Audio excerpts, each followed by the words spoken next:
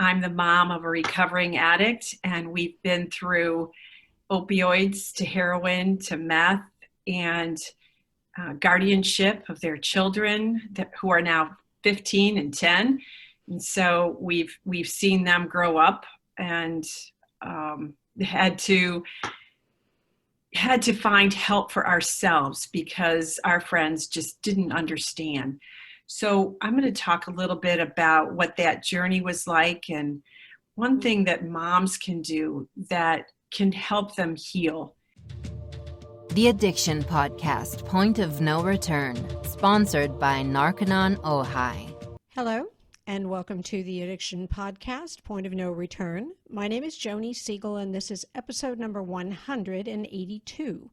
We are into our fourth year of podcasting on a weekly basis, and it is our hope that we give hope and help to people who need it. This addiction pandemic is not going away. When the COVID virus is a memory, there still will be an addiction pandemic. So we are hoping that we can give you a message of hope and help. When a person is addicted to drugs and or alcohol, the myriad of choices of treatments can be overwhelming. Narconon Ojai is a proven residential treatment facility that addresses the physical, mental, and spiritual aspects of addiction with an evidence-based, step-by-step program designed to free those trapped by addiction. For more information, call 866-231-5924. Today we have an interview with a mother, and the good news is that this mother's son is still alive. He did not die from his addiction. Our interview today is with Michelle Weidenbenner. She was a novelist and best-selling author until addiction gripped her family by the neck and shook the life out of her. Her son was addicted. He was emaciated, jobless, homeless, and zombie-like. She went from living the life she'd always dreamed of, writing, playing golf and pickleball, and traveling with her retired husband, to the mom of an addict and the guardian of his two children. Talk about a major life change. She went from doing what she wanted to disciplining children, homeschooling, and carpooling to sports events. Again. She also spent years wondering if she'd get that call, the call to inform her that her son was gone. Now that her son is recovering, she is helping other moms. She wrote the book, Moms Letting Go Without Giving Up, 7 Steps to Self-Recovery, for these moms to use as a guide. Without further ado, let's talk to Michelle Weidenbenner.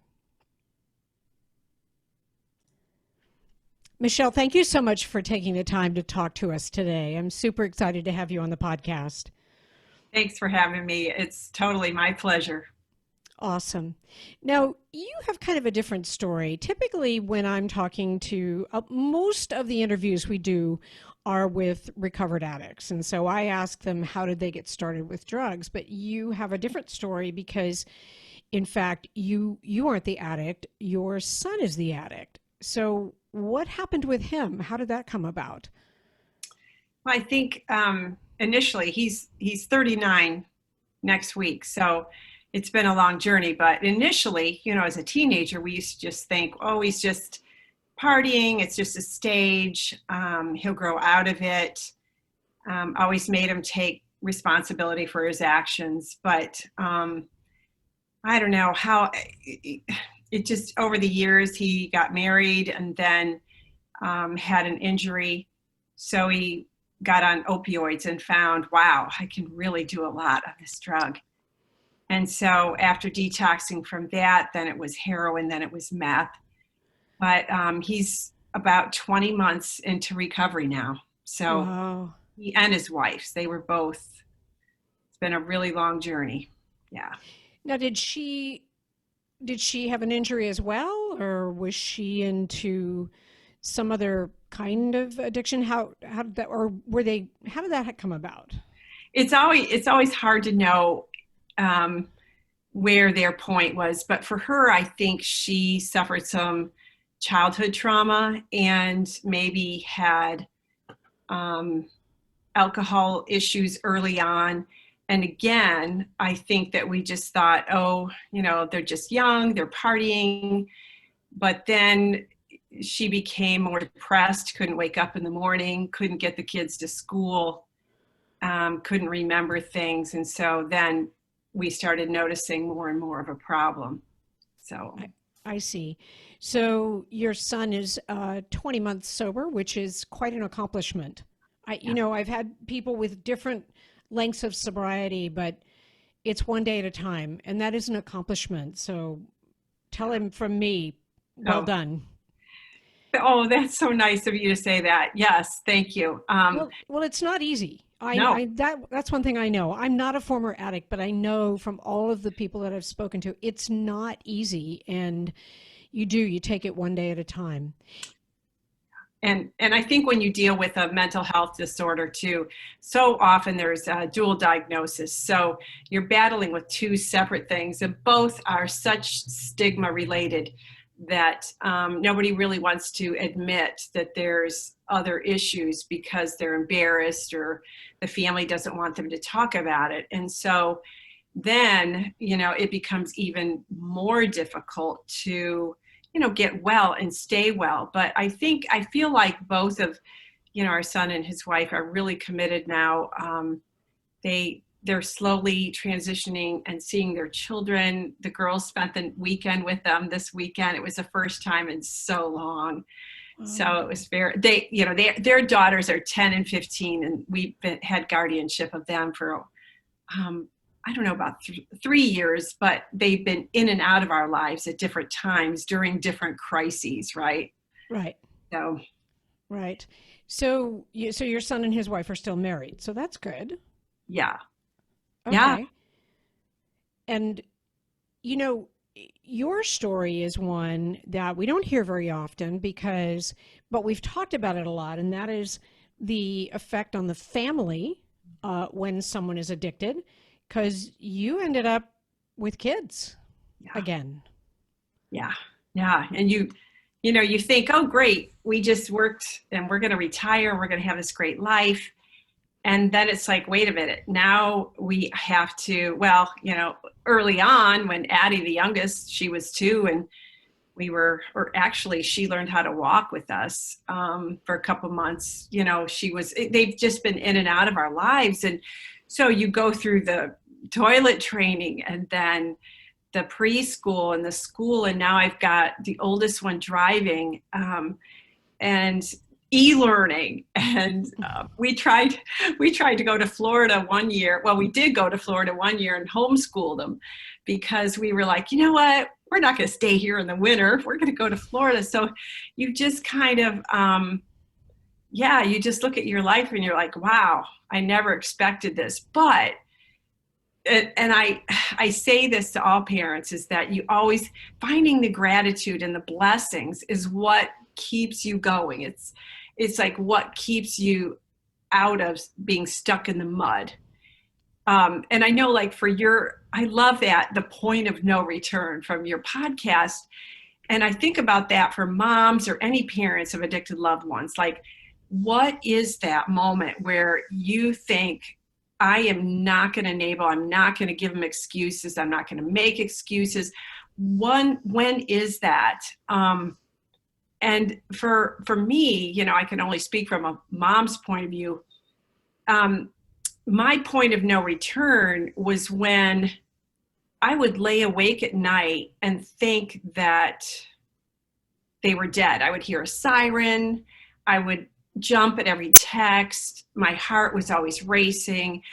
And I went to see my primary care doctor, and she's like, Michelle, you gotta get a grip here, because it'll affect all your health. This is how cancers grow. This is how heart disease happens.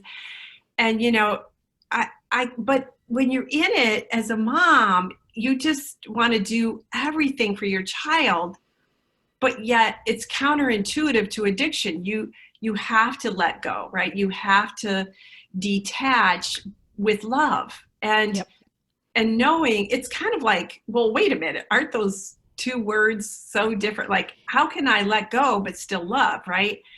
And so for me, it was going out then and educating myself and finding support and going to my counselor so I could just spew, and then walk out and say thanks.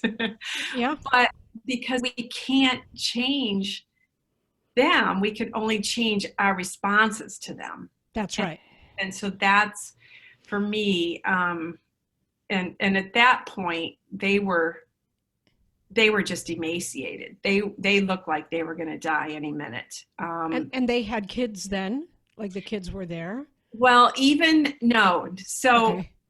at that point, we had the kids. So that was my husband seemed to be coping because at least we had the grandchildren. Because prior to that, when they're using and they have their children, you live in fear that your grandkids are going to die in a car accident of neglect. And it wasn't until we actually got guardianship that one of the younger ones, teachers called me, and she knew me, but she said I couldn't call you because of privacy issues. Right.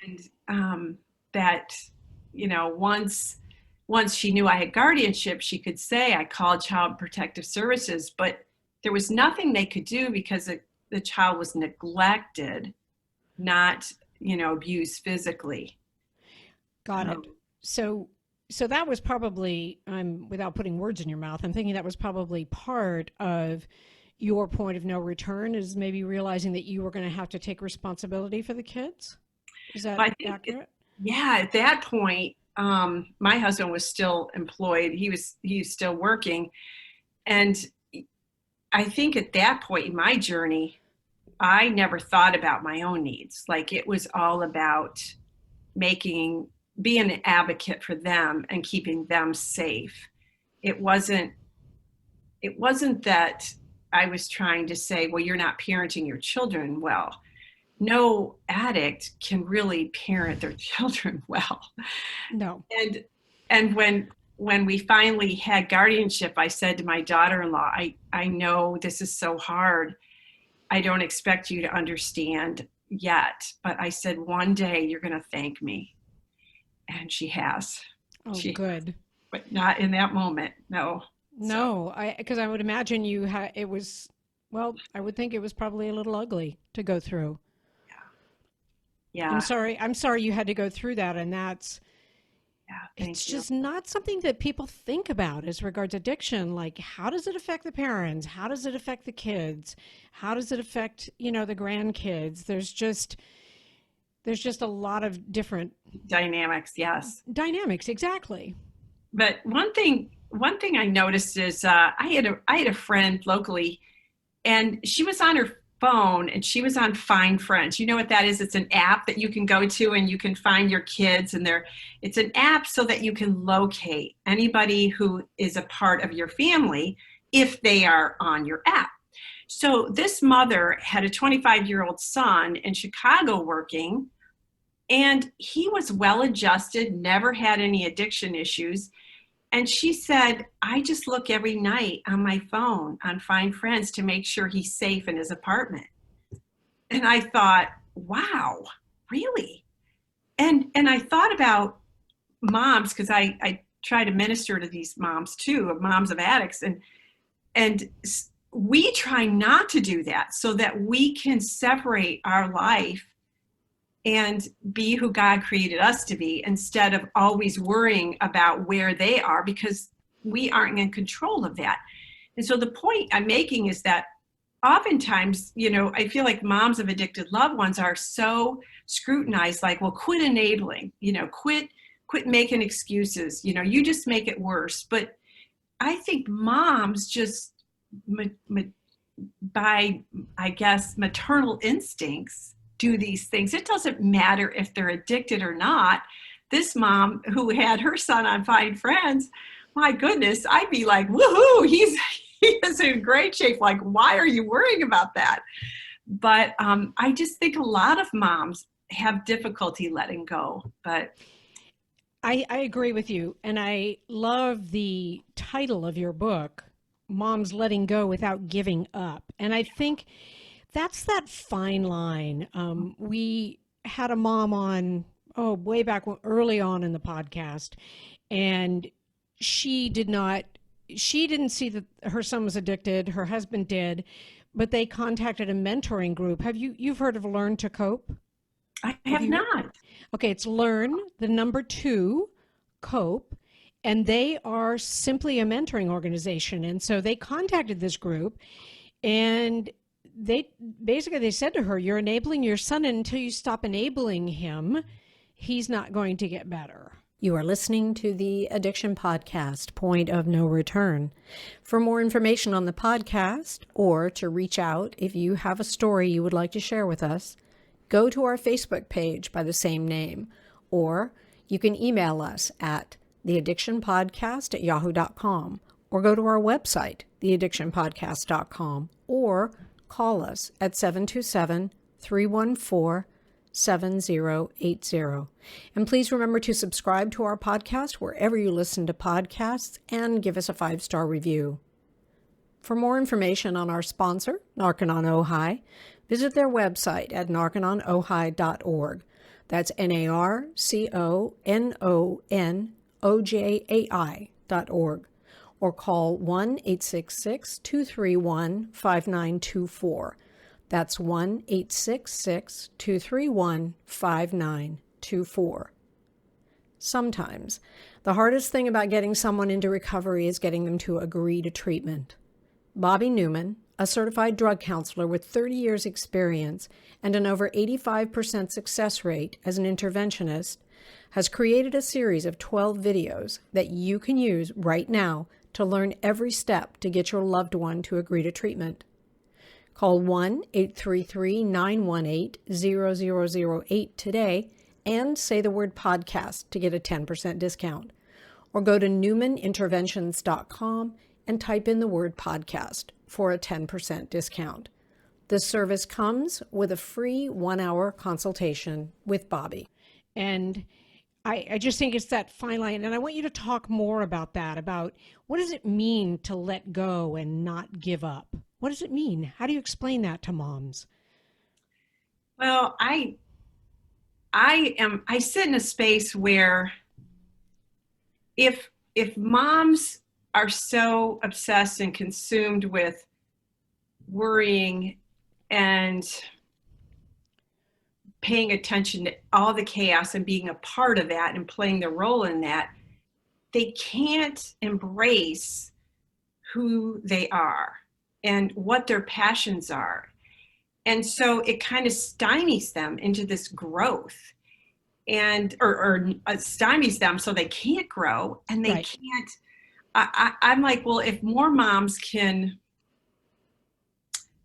realize that they can't cure it, they can't control it, they didn't, all the C's, they didn't choose this for their child, but they can love them with empathy and then empower them to help themselves, then they're free to continue to be who God created them to be. And if I can, my whole thing is, let's go moms, come on, we're gonna be mighty moms. And if we can get strong and recover, then we can go out there and change the stigma.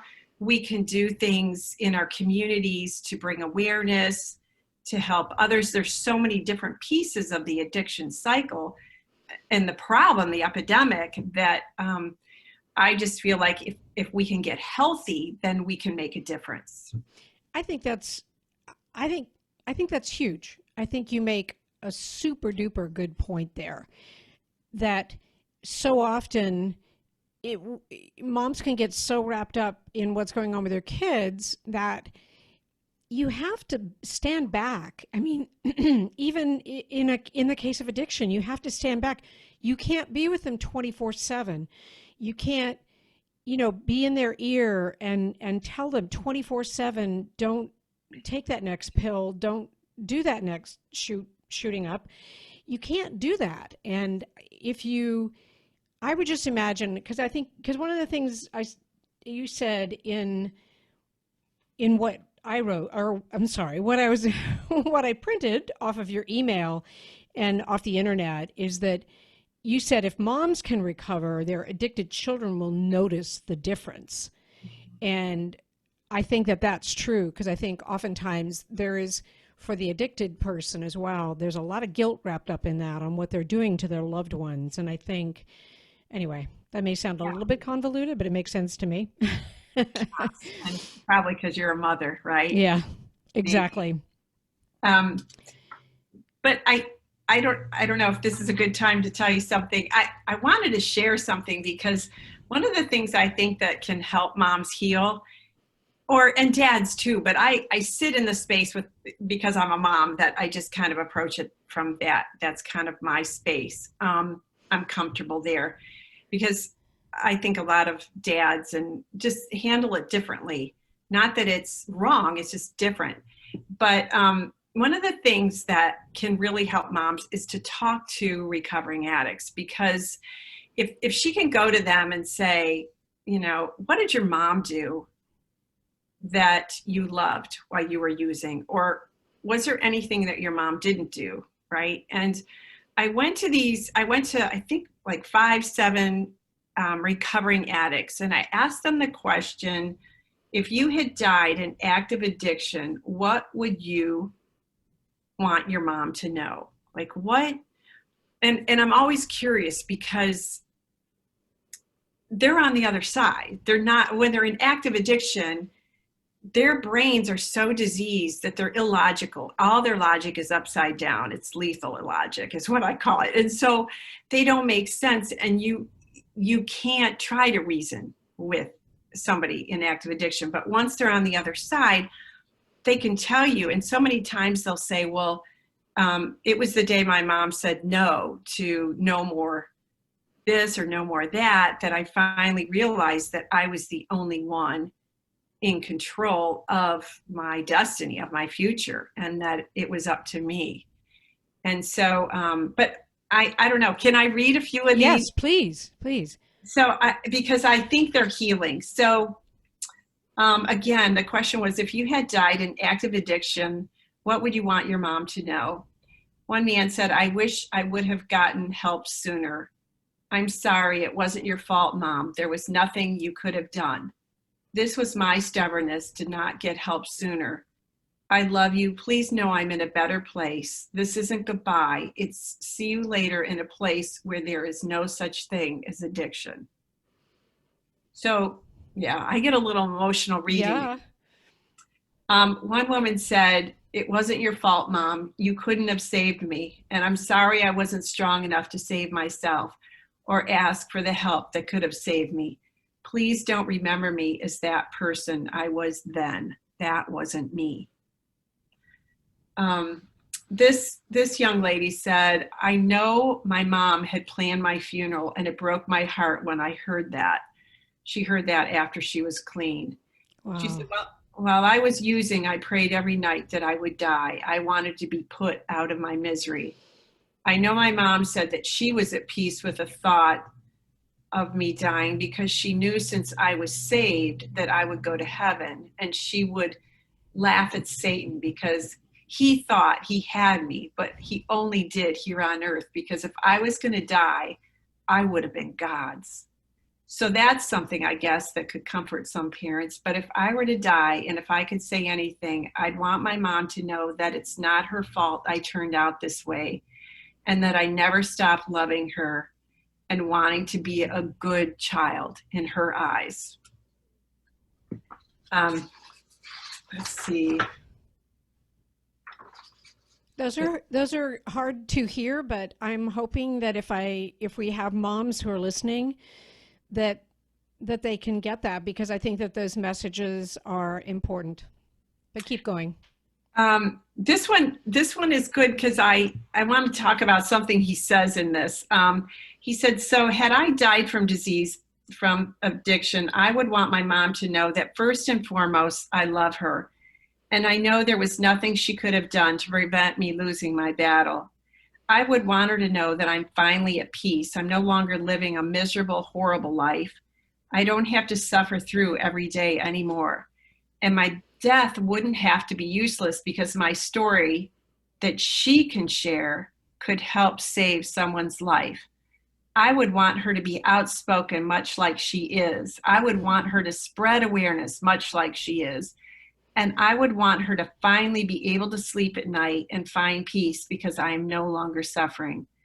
I would want her to be doing exactly what she's doing now, working to be support for other moms, because just dealing with it on her own or trying to bury it would ruin her own serenity. That sounds like your son. It does, but it's not. It's not my son. But it's the same kind of message, because you're doing a lot to help moms. Well, I thought about that as I was reading it, but what I have found with moms, and it's just my own like psycho whatever, I feel like their moms are in 4 stages of recovery. You know, the mom that is still learning how to cope with what's going on, all the way to the 4th stage where the mom is still grieving, right? Because maybe her child is in recovery, but she still has a loss of dreams for that child, right? But in the 4th stage, which is where I want to get moms, is where they can be outspoken about this, where they can go out and help and make a difference, right? And so I just noticed that in reading that, like, I love that stage, and that's kind of where I want all moms to recapture themselves so they can become these mighty moms, right? Yep. It's a good goal. I like it. I like it. We've had moms and wives on the podcast who have lost their loved ones to addiction. And that's really one of the main reasons why we do this, is because we just don't want anybody else to suffer that kind of loss again. It's just, I can't begin to fathom how that would feel. But you're talking a lot to moms whose kids are going through it, or the kids have come out the other side, and that's hope. And that hopefully can give hope to the moms who are listening, you know? Yeah, it can happen. Yes, it can. But it's like heart disease or diabetes, you know, they have to be in their treatment plan probably for the rest of their life. And well, yes, addiction isn't something that just goes away overnight. That's very true. Where can people get your book? Well, if they want to download the ebook, they can just go to momslettinggo.com. Momslettinggo.com. Cool. Okay. It's the paperback. It's kind of a journal where you answer a lot of questions, and kind of takes you through 7 steps. But you can get that at Amazon or Barnes & Noble, Google, any place where there's books. That's awesome. Well, if there was just one message that you could give to our listeners, just one takeaway, what would it be? I guess I call myself the chief hope builder. So it's just to always find the blessings, because in that lies your hope. So just to be filled with hope, I guess. Find hope and make that your friend. That's awesome. Thank you for that. Is your organization set up where people can call in if they need to talk to somebody? Do you have that as part of your organization? Just curious. No, I don't. We do have a private Facebook group. I don't know if I can say that, but it's a support group, and then we have support meetings right in that private Facebook group. It's just Moms Letting Go again. Moms Letting Go. Okay. And so I have a lot of speakers. I had a speaker in there this last week about parenting your grandchildren. So helping with some behavior tips, you know, just those things that can help moms cope with whatever they have going on.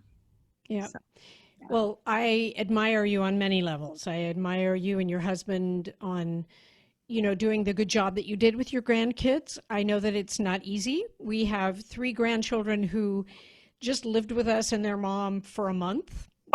Nobody's an addict, but it was quite the thing. 2 3-year-olds and a 7-year-old. So I applaud you doing that, and I am also super happy that your son and his wife have come out the other side. And I also applaud what you're doing with other moms. And I'm going to say it again, because I'm assuming that if a mom is in the situation, they just apply on the Facebook group, and that's Moms Letting Go, right? Oh, word, no spaces. Yeah. Okay, Mom's Letting Go on Facebook. And that's huge because I think, we've talked about this so many times on the podcast. People don't want to talk about it. First, there's my son is not an addict. And then even if my son is, who do I talk to about it? Where do I go? What do I do? And actually, in a few weeks, I think we're going to have the executive director of Learn to Cope back on the podcast because that's also a resource. And we like to give resources to people because we know it's not something that you necessarily want to share with your next door neighbor. No, yeah. Not everybody understands. And frankly, some moms will just be bitter about, well, why can't they choose their kids over their drugs? And I think, please, let's go back and educate you on that because they don't want to. So because why can't they stop? It's such a thing. Like, why can't he just stop? Or why can't she just stop? It's not that easy. Addiction is addiction. It's in the brain. And I try to facilitate that. I try to show what happens with that so they understand that. The more, the better. But Joni, I just want to say to you and Steve, thank you for what you're doing because I was blown away when I found your podcast because you guys don't have anybody in your family with this problem, but yet you're doing all this for the epidemic and for families and those addicts. So no, well done. Like I'm just so glad that you're doing this and we need more people out there. So thank you. Well, thank you. We don't want moms to go through it. We just don't. It breaks my heart even not going through it. And we had a mom on a few months ago and her son died from addiction and I can't stand it. So that's why we do this. I'm so glad your son and his wife are for today on the road to recovery. And I'm very happy about that. So thank you for spending the time with us today. Once again, everybody, private Facebook group, Moms Letting Go. And then the book is Moms Letting Go Without Giving Up. And you should check it out. And you should reach out to Michelle on Facebook. Thank you again, Michelle. I'm a mom. I know I have moms listening to this podcast. I hope this was helpful to you. If you have an addicted loved one, I don't want you to lose them to addiction. So maybe this book of Michelle's called Moms Letting Go Without Giving Up, or maybe the private Facebook group, maybe they can help you and advise you so that you can come out the other end of your loved one's addiction in a better place than you are now. Please get help for your loved one if they need it, and don't wait. Do it now. We'll talk to you again next week. You have been listening to the Addiction Podcast, Point of No Return, sponsored by Narconon Ojai. For more information on Narconon Ojai, call 866-231-5924 or visit www.narcononojai.org. Narconon is a non-12-step rehabilitation program based on the works of L. Ron Hubbard.